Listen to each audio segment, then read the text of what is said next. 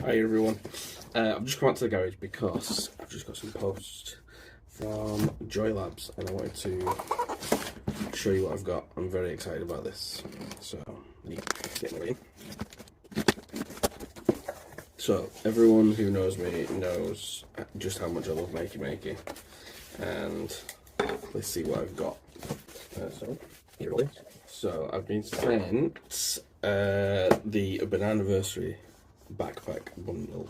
So let's have a little look. Right, so this is what I've got. I've got my sticker, always important. And then I've got 3 additions to the back of the Makey Makey, and these just use the pins and they just clip onto the back of the Makey Makey, super easy. I've got this one which lets me control the mouse using whatever I can get my hands on. Obviously it's a Makey Makey, so anything. I've got this one which lets me make a 2-player game. It sort of doubles up my controls, again just clips onto the back, so I can make a 2-player game out of whatever I can find.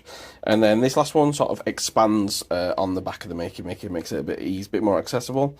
So this one lets you access the WASD-FG section a little bit easier. It can be a little bit tricky sometimes, so I'm really excited about using this one.